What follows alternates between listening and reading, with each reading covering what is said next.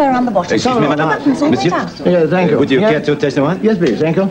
This button's going all the way down to here, and then they stop, and then it sort of flares out. It was knee length, ever so pretty. You'd like it, I'm sure you would.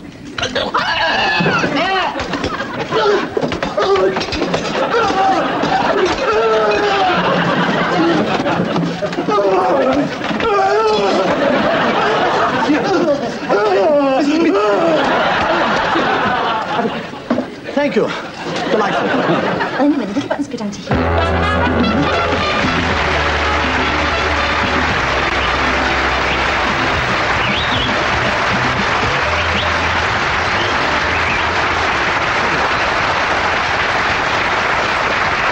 Thank you very much.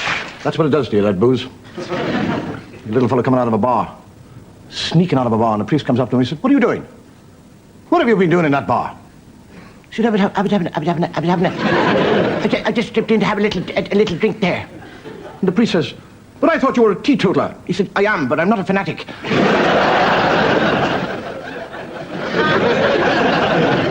You get the other fellow. The drunk of the town. And the priest goes up to him one day and he says, "May I say what a great pleasure it was as I stood in the pulpit last night to see you come through the church doors and go into that confessional box. After an absence of 23 years, may I say how good it was of you to come into the church." And the fellow says, "So that's where I was."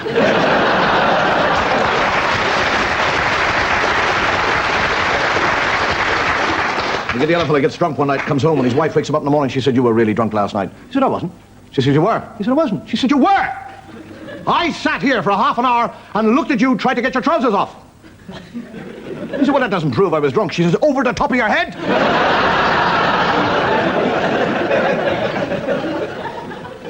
You get the other little fellow goes into a furrier shop. I said, I'd like a muff. I'd like a muff for to keep my hands warm. And the fellow said, "Certainly, sir. What for?" He said, "I told you, for to keep my hands warm."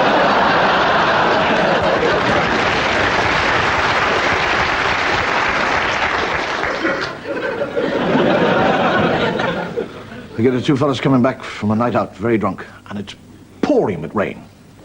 And they're going by this bus garage. And they said, why don't we go in and steal a bus?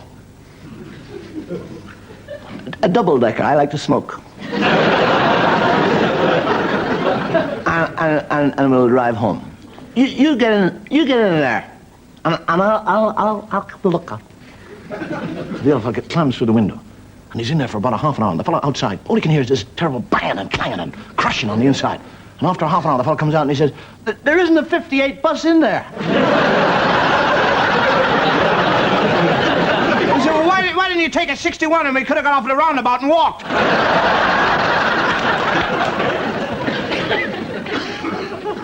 You get the NATO exercises, naval exercises. And the lady who was a guest upon aboard this ship. Upon aboard this ship? Aboard the ship, walks up to one of the captains, and she said, "Tell me, why do you have HMS upon your cap?" And he said, "Madam, that means Her Majesty's ship." Goes over to an American. She said, "Would you tell me why you have a USS?" I said, "Ma'am, it's a great pleasure. That means United States ship." She goes over to a little Italian who's had too much of the wine. And she said, "Why do you have IMB on your cap?" He said, "That means it's my boat." English fellow in Ireland and doesn't understand Irish measures because we have the imperial measure over there. It's about twice your double. He gets into a pub one night. "I think I'll pop in and have a drink here with the native." And he gets flattened. And by the time he comes out of the pub, dawn is breaking. And he's miles from wherever he's going. And coming up the road, there's a little donkey and cart. And he goes, "Excuse me." And the little fellow in the cart looks at him and says, "What's wrong with your thumb?"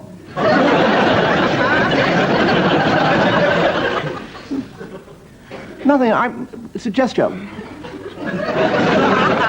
"Would you give me a lift, please?" He said, "Ah, yes, get in there."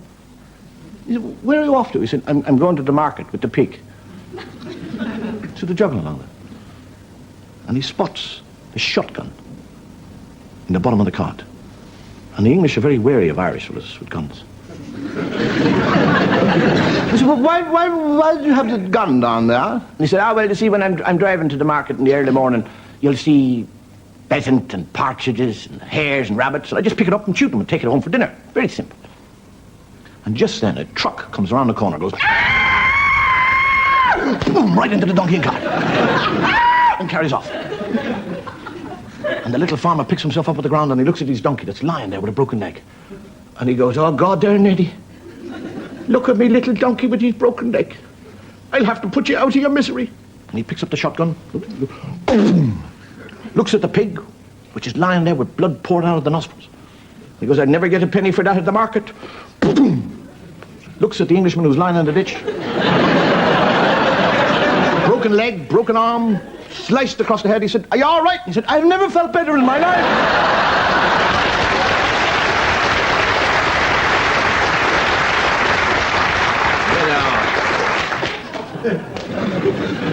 Get a little drunk in St. James's Park. I don't mean you get a little drunk. I mean there's a little. And he's looking at the duckies. I wouldn't mind having one of them ducks for my dinner. If I get a big stick and I bang one of them ducks on the head, I'm going to take him home and eat him. And there's one little duck sitting by himself, out of the water, nodding. So fella gets a big stick and he runs over to the duck and he goes, boom, and the duck goes. He picks it up by the neck and tears all the feathers out of it, plucks it. And just then, as he's finished plucking the bird, he sees a park keeper walking towards him. So he throws the duck into the lake. And the water revives the duck. And there is this totally bald duck walking around. And the park keeper comes up and says, what are you doing? I'm sitting here. I'm sitting here looking at the duckies in the water. Going quacky, quacky, quacky. He said, you are trying to steal one of our ducks. I'm not trying to steal the duckies. He said, there was a bald duck in the water. And there's all these feathers around you. Explain that. He said, well, I was just sitting here having a talk with the ducky. And then he said he'd like to go for a swim. And I said, okay, I'll mind your clothes, by the way.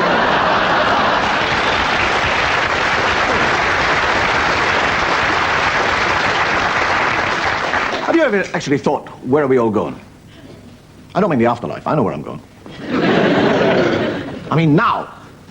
This very moment. Where are we all going? We're all going around in ever-diminishing circles. Faster and faster and faster. And getting nowhere. We have cars which can zoom along at 70 miles an hour. Along roads which bypass every beauty spot. And we arrive at our destination and we have saved 30 minutes. And what do we do with the 30 minutes we saved?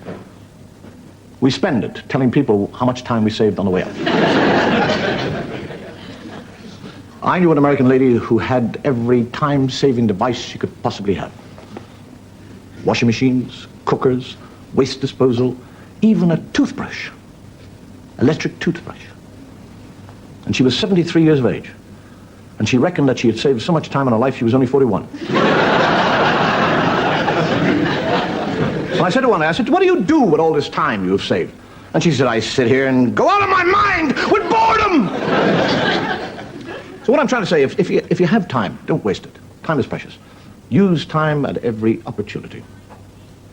And if the opportunity is not there, create it.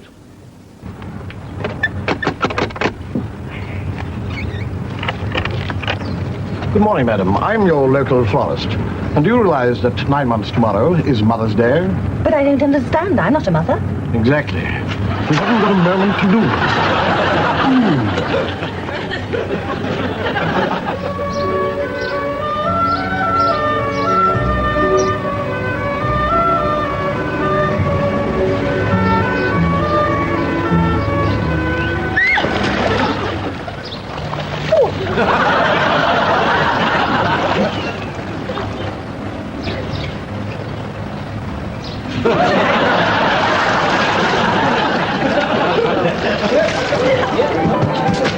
Agents! Agents! Agents!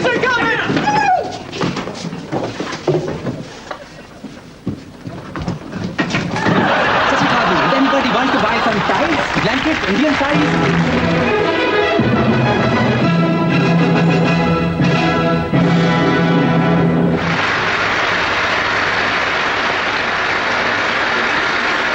Come on!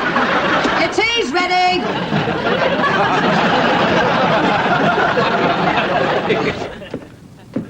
I have kept my promise, Salome.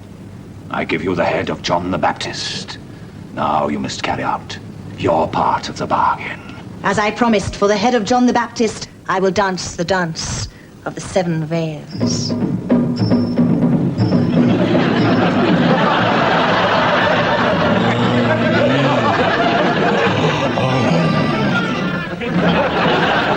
O Lord, may your strength be with the House of York in the coming battle with the House of Lancaster. O Lord, may your strength be with the House of Lancaster in the coming battle with the House of York. I am king by divine right. My cause is just. God, lead us to victory and help us to crush the enemy. Amen.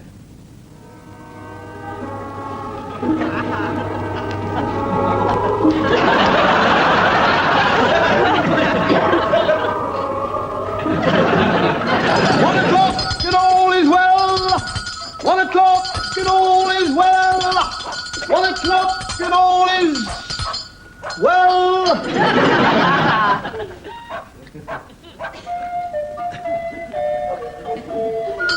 2 o'clock and things are getting better.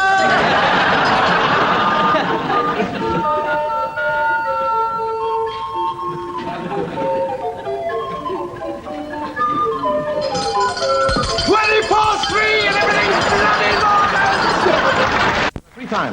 Three times in our lives that we are sure to go to church. Once when we're christened, once when we get married, and once when we are buried. And every time I go by and see somebody getting married, I think myself, 2 down and 1 to go. And we are very lucky in the Western society that we are only allowed 1 wife at a time, because wives are very, very expensive. Arab Muslims are allowed anything up to 4 wives at a time. Are you surprised at the cost of oil? And Solomon had 10,000 wives. He must have been out of his mind. Can you imagine the din at the breakfast table in the morning? By the time he said good morning to everything and every one of them, it was tomorrow night. And if you consider that a little bit further, when he made love to the first one, and then he made love to the second one, and the third one, and the fourth one, and he reached the 10,000th one, and he got back to the first one, she was 28 years older. And he'd say, who are you? We tend to scoff at marriage. But marriage, to the highest and to the lowest people in the land, is the one day that they will always remember in their lives. Or if you look at the other side of the coin, it's the one day of their lives that they will never forget.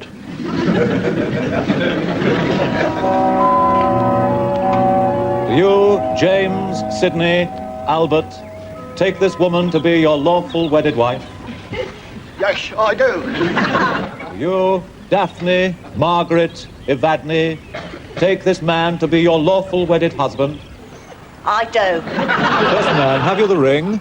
Oh, come on. Oh, yes. Right. Place the ring upon her finger.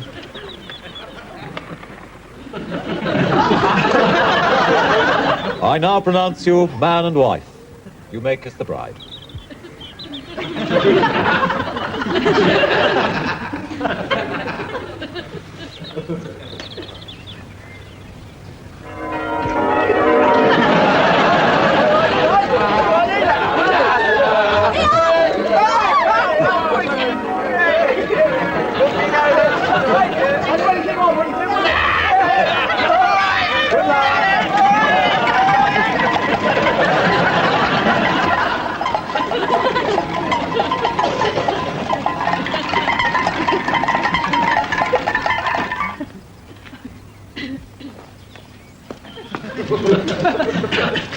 Like it?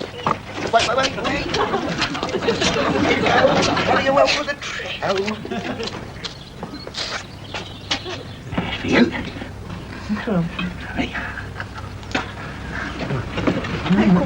Nice? Yeah. Put fire in for you? Very nice. Yeah.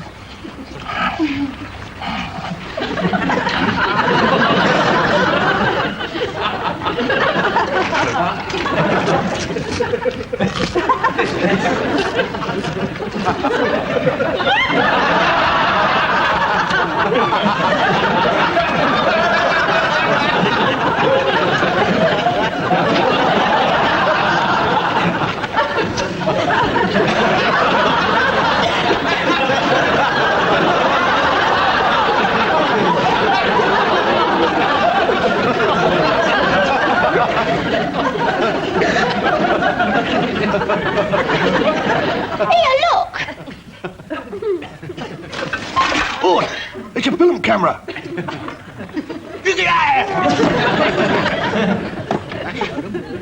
Come here, Gordy.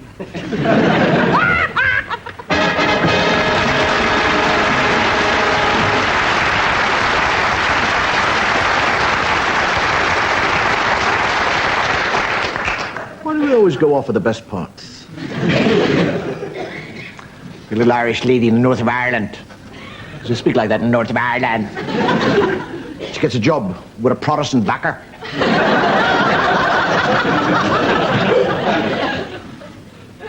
And she's always saying, yes, sir, I'll do the dashes for you. Yes, sir, I'll make the bed. Yes, sir, I'll keep... And he said, why do you always call me sir?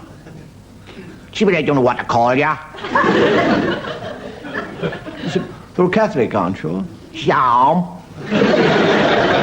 He said, well, what do you call Catholic priests? She father.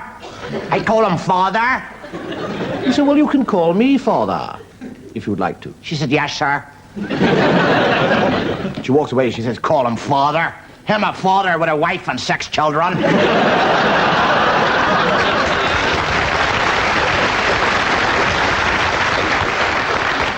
We got the miner walking down the road, and the priest goes up to him and he says, I haven't seen you in the church for a while. He said, I was thinking that, Father, I haven't seen you down the mine. You got a little Catholic girl and a Protestant boy, friends, and they go swimming in the water together in the river. And they decide that they will swim in what in Ireland we used to call the pelt. Total naked. And he said, will you take it all out? And we'll go swimming in the water. So they both strip, only a little thing. And they look at one another in amazement. And he looks at her. And she looks. And he said, I didn't know Catholics and Protestants were that different. I got the 2 fathers-in-law who are great friends. One son has married the other's daughter. And he's saying, hey, Sean, your daughter married my son 5 years ago. He said, that's right.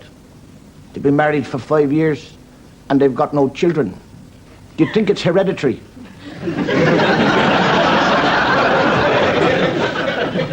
I'm going to talk to the priest about it. And he explains to the priest that they've never had any... And the priest said, well, don't worry, because I'm going to Rome. And I will go to St. Peter's and I will light a candle for them. And he goes to Rome and he lights the candle. And within 9 months, she gives birth to triplets. And within the next 9 months, she gives birth to another set of triplets. And within the next 9 months, she gives birth to 2 sets of twins. And after the 4 of them are sitting in the bed with her, and the other 6 are looking at her, she looks at her husband and she says, for God's sake, will you go to Rome and blow out that candle?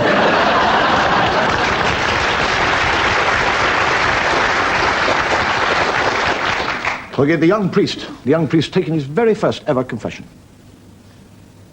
And a fellow comes in and he says, Father, it's 2 weeks since my last confession, and I'm terribly sorry to have to confess that I stole 24 bottles of whiskey. And the young priest said, 24, well, can you just hang on a second there, please? And he leaves and he goes to the counter because he doesn't know what to do. I mean, what sort of penance do you give to somebody who's stolen 24 bottles of whiskey?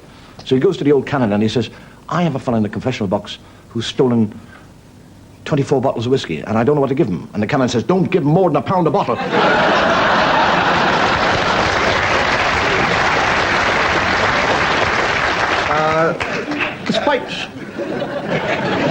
Despite what I said, I do think that people are much more tolerant towards religion than they were, say, last week.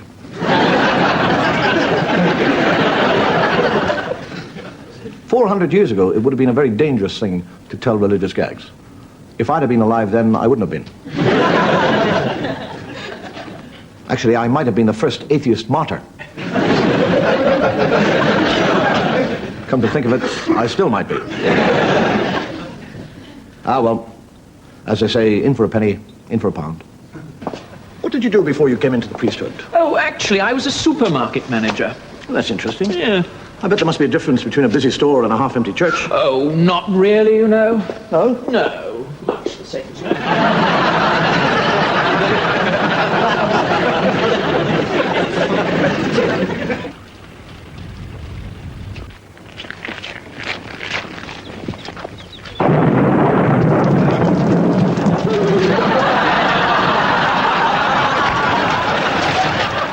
Naughty thoughts, brother.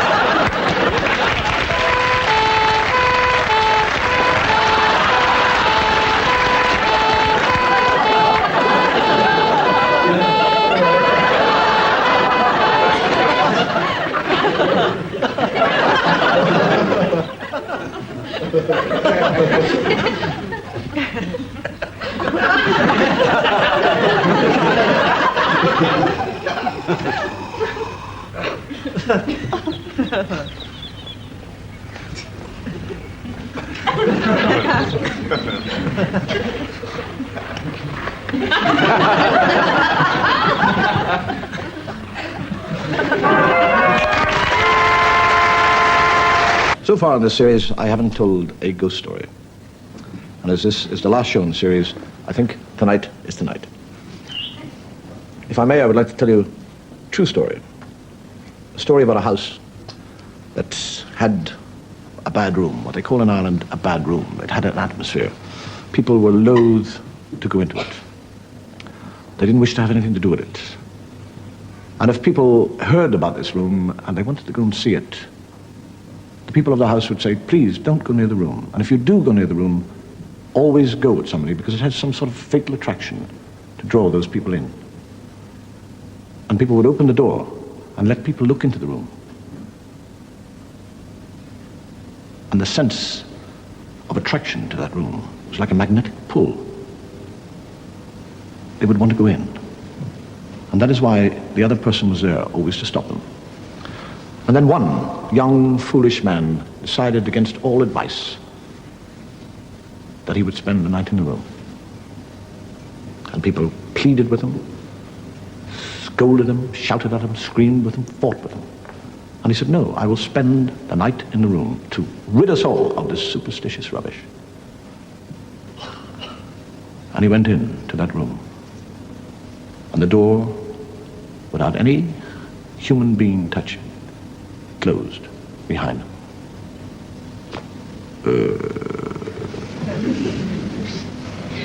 And they all waited. And they all waited until about 6 o'clock in the morning. And from that room, there was the most horrendous, soul-destroying scream. And they all rushed up to the room, and they opened the door, and there was nothing there at all. No sign of the young man, except a pungent smell of animal and brimstone mixed together. And lying on the floor was a shoe. That's all, nothing more. And the story was printed in the paper and people came to hear about it. And eventually it got to the ears of one of the great Jesuits, who was an exorcist. And he decided that he would go to this room and he would attempt to exorcise this evil, this presence, this prince of darkness, whatever it might be, that was in that room. And again the people pleaded. They said no, and he said no, I shall do it. But if by chance something happens to me in this room, if the pattern is the same, one of my shoes will remain in that room. And whatever happens, whatever is the secret of the evil of that room, I will write that upon my shoe. And if I am not there, look to my shoe, because the answer to this puzzle will be upon the shoe. And he arrived, entered the room, and the door closed behind him. And the people sat downstairs by a fire, and they waited. And the clock, this large grandfather clock, ticked away the time, quietly. And from upstairs they could hear the priest praying. They could smell the incense. And at about 4:30 in the morning, they looked at the dog, who was asleep by the fire. And in his sleep, he had begun to growl. And as they looked at him, the hackles on the back of the dog began to rise. And he gave out the most baleful of hound-like howls.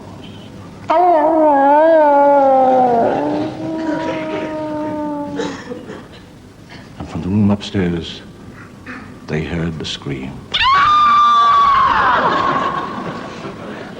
And they ran up with lights, with crosses, with crucifixes, with holy water. Open the door! And all there was this pungent smell and a shoe. And they ran to the shoe, they picked it up, they turned it over, and burnt into the sole of that shoe were 2 words: size 9.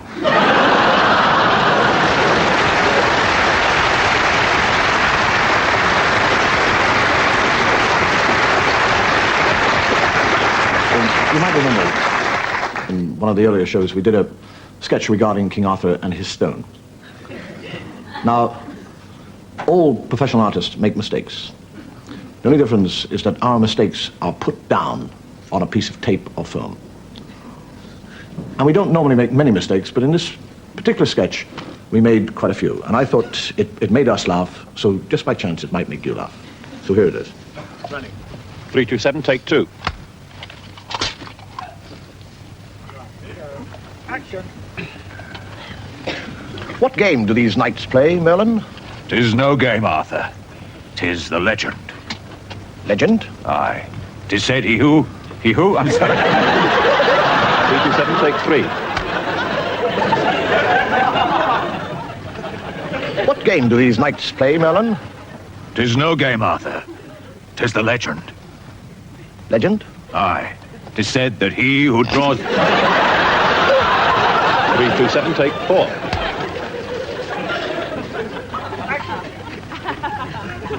What game do these knights play, Merlin? 'Tis no game, Arthur. 'Tis the legend. Legend? Aye. 'Tis said that he who draws the stork... We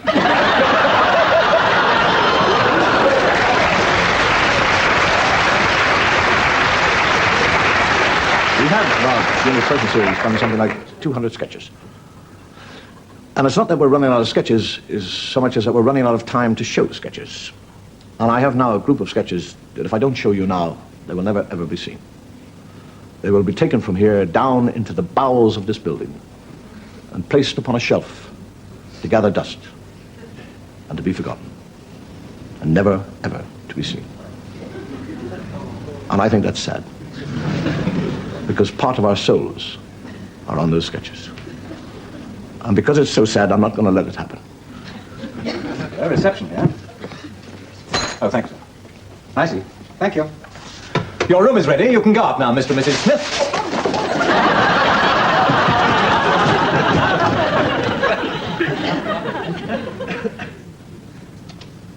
That's it. We'll get out of here. That's it. Help! Help! Help!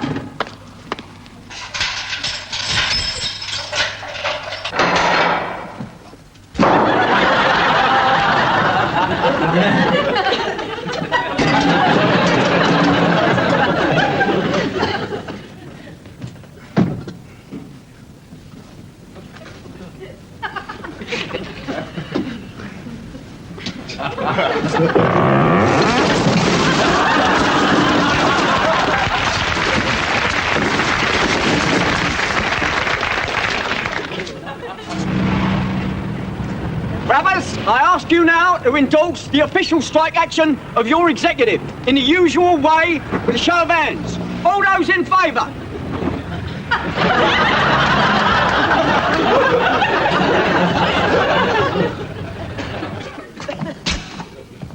Gotta work. Gotta work. Help! Help! Help!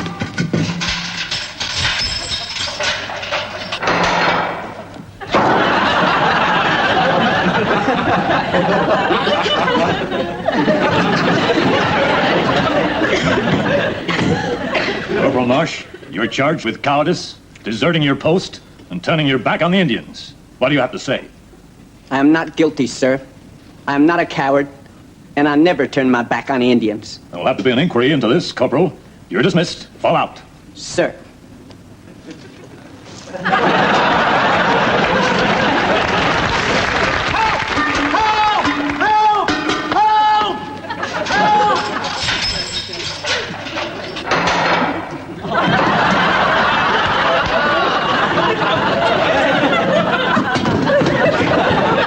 Gentlemen of the jury, have you reached a verdict? We have, my lord.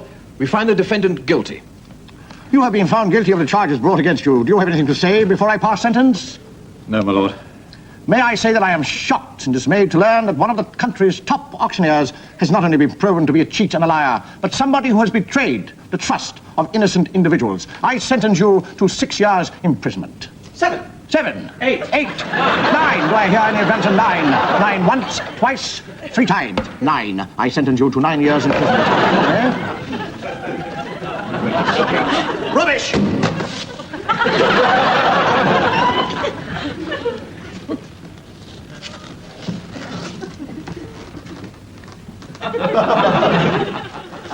I'm free!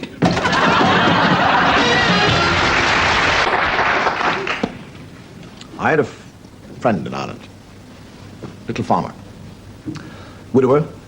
All his children had spread themselves across the world, and he was quite happy to farm this little bit of land he had and make poteen, a little still in the barn. And he used to make his little drop of poteen. Do you know what a poteen is? Illicit whiskey. Ishkaba, the water of life. And then one day he got a telegram from one of his daughters which said, "Daddy, I'm coming home and I'm bringing me new husband with me." And the new husband was an amateur ventriloquist. So he goes and he meets them at the station in a horse and cart, and they're jogging along. And she turns to her husband, she says, "Do a little bit of that ventriloquism for the father. He's never seen it." And there's a big cow leaning over the fence. And the ventriloquist looks at the cow and says, "Good morning, cow." Throws his voice, and the cow says, "Good morning, ma." The father said, "Did you see that? The big moo cow spoke." And the ventriloquist looks at the cow and he said, "What do you do for man, cow?" Throws his voice, and the cow says, "I give milk, butter, cheese, eat the grass, give birth to little cows. I'm a very handy cow." And the ventriloquist said, "You are indeed." "Bye, cow," throws his voice, and the cow says, "Goodbye, man." And they go off down the road a little bit further, and she says, "Do it again." The father's not convinced that the animals can talk. And there's a big pig leaning over the fence. That's all the animals do in Ireland all day, is lean over the fence. And the ventriloquist looks at this pig and says, "Good morning, pig," throws his voice, and the pig says, "Good morning to yourself, sir." And the father said, "Did you see that? Dirty pig talking English!" And the ventriloquist said, "So what do you do for man, pig?" Throws his voice, and the pig says, "I give ham, bacon, pork, eat all the garbage, give birth to little pigs. I am the handiest, dirtiest pig in the whole of Ireland." And the ventriloquist looks at his pig and he says, "Goodbye, pig." Throws his voice, and the pig says, "Goodbye to yourself, sir." And an hour later, the three of them are sitting in the house, the farmer, his daughter, and his son-in-law, having a cup of tea.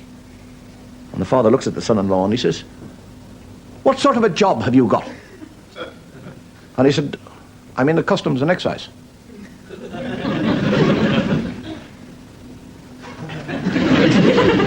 Customs and excise? Are you a customs officer? Are you? Will you excuse me just for a second now, please? I've got to do some chores around the farm. He's out into the barn. He starts to dismantle his still. He digs a big hole in the floor of the barn. He's sticking all the illicit whiskey in there. And he's covering all over. And he looks up, and there's a hen looking at him. He says, "You tell your man about that, and I'll cut your throat."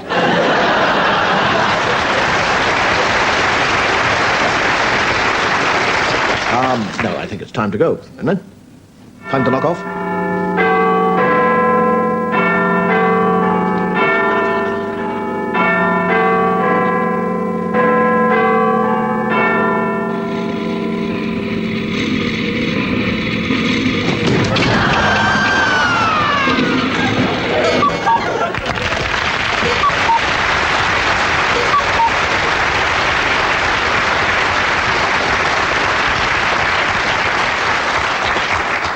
Long way down. Thank you. Good night. May your God go with you.